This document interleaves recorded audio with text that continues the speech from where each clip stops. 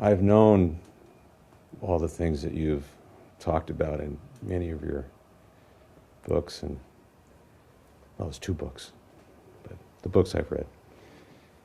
I've experienced this presence through music, and it's a very profound sense of grace that I feel when I know I'm being played.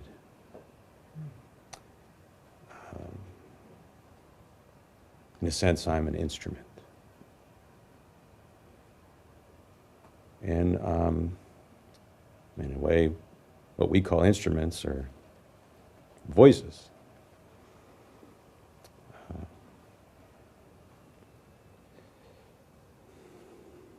So I've been very taken with this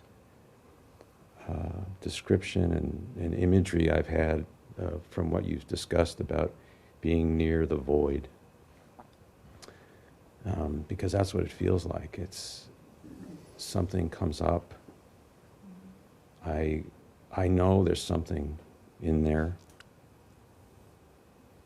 We've been talking about dogs a lot. It's like I smell it inside.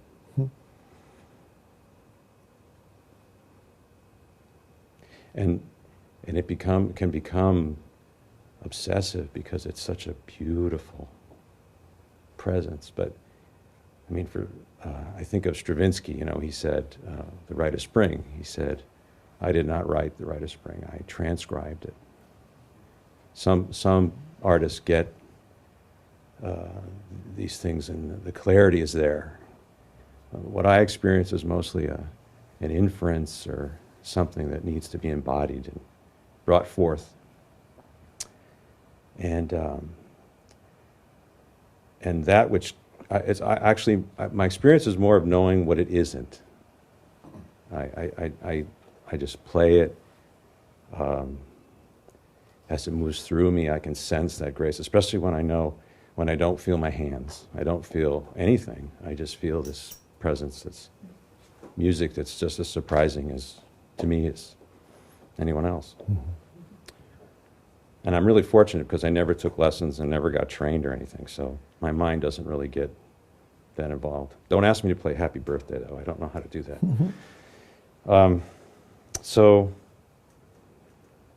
I guess my question was about this connection to the creative and, in a sense, the artifacts that come. I use the word inform, and when I was thinking of, does art and music inform the ego of presence? That was really what was. Okay. And so how does one be part of that manifestation but not get too, involved, to keep the distance so one doesn't become too obsessed with that process? So the balance of the two, that's what I'm looking for. Thank you.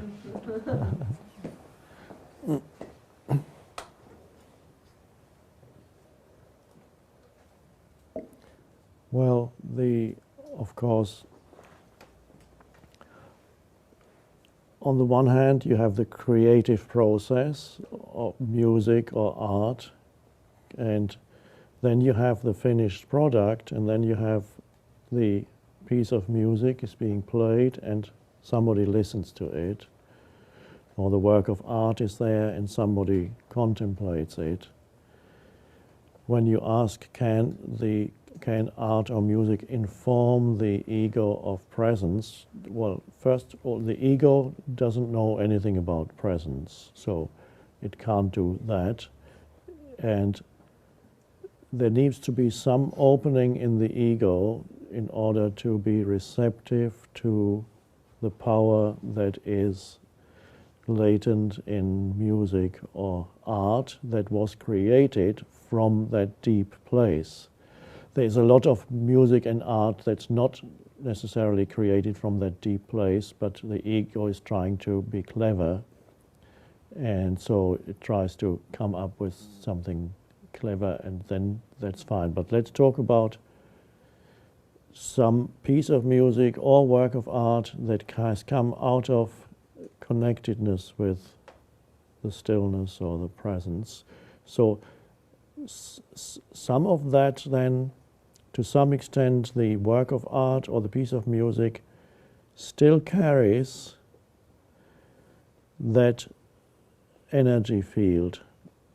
So it can put the listener in touch, or the person who contemplates the work of art can put that person in touch with the deeper dimension within, as long as there's even a little bit of opening is required.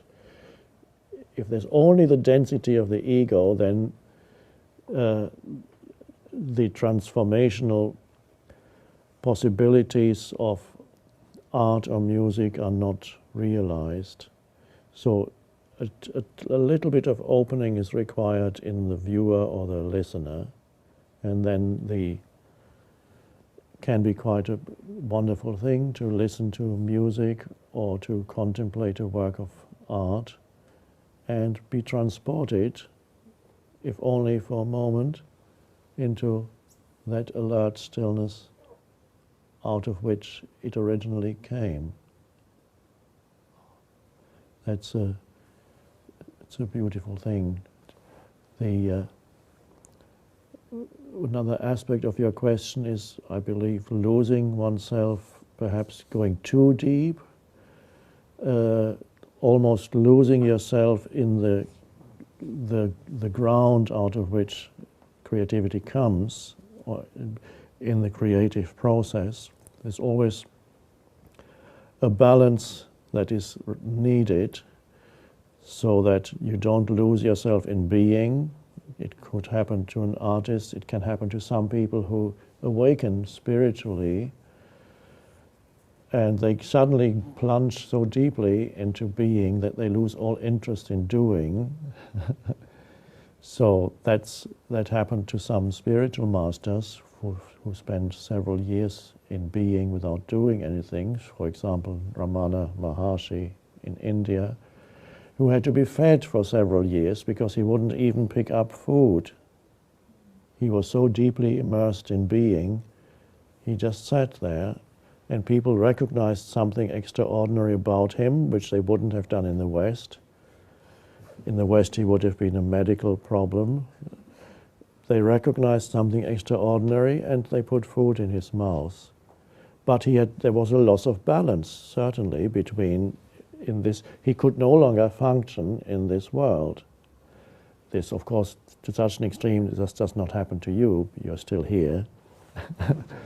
And then gradually, after a few years, he gradually was beginning to function again in this world, and then gradually was able to regain a balance between dealing with things out here and connectedness with being.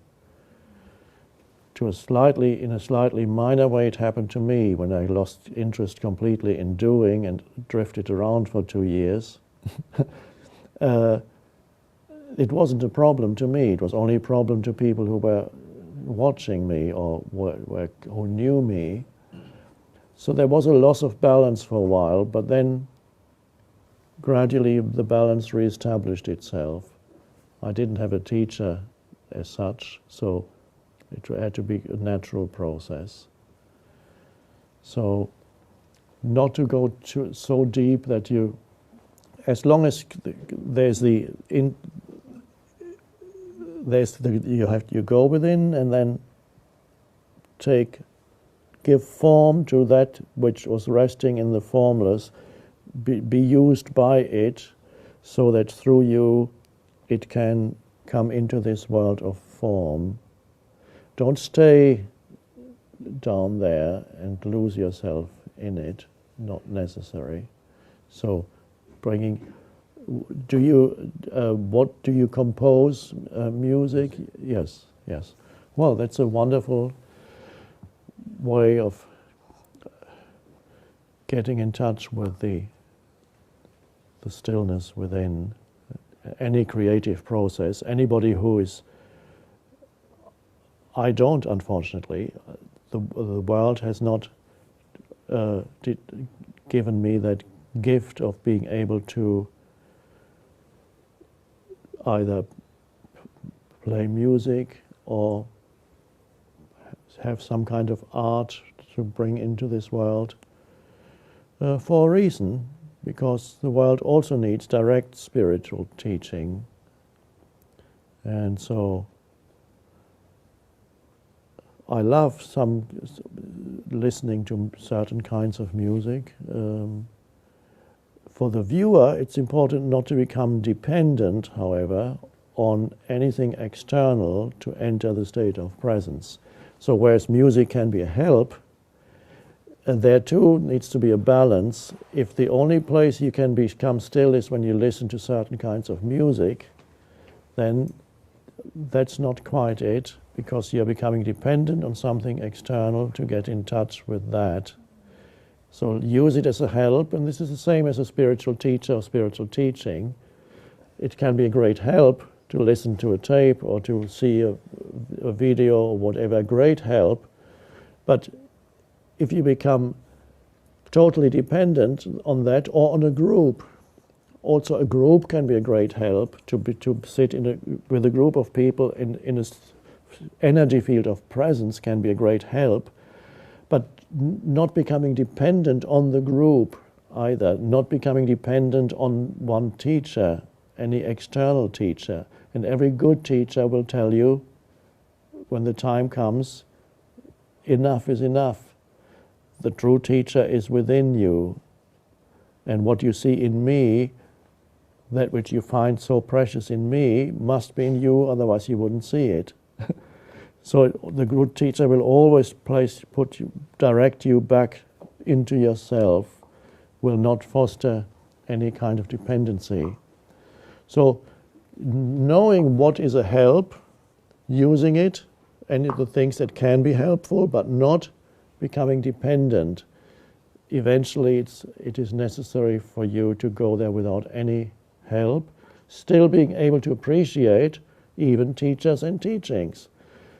I love listening to other spiritual teachers. If they come from a deep place, I have great joy when I listen. Wow, this is so wonderful.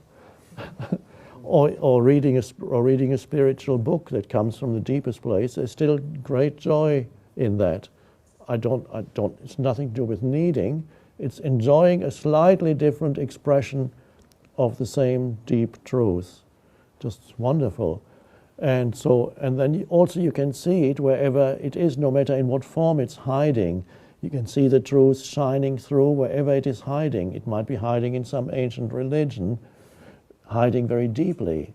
And there you see it shining through there may be a lot of mythology around it, there may be a lot of cultural beliefs around it, and yet deep down there you can still see, this is the truth, shining through all the mythology around it and so on. So once it's in there, you see it everywhere, but primarily it is who you are. So I wish you well, and be thankful that you have this wonderful gift.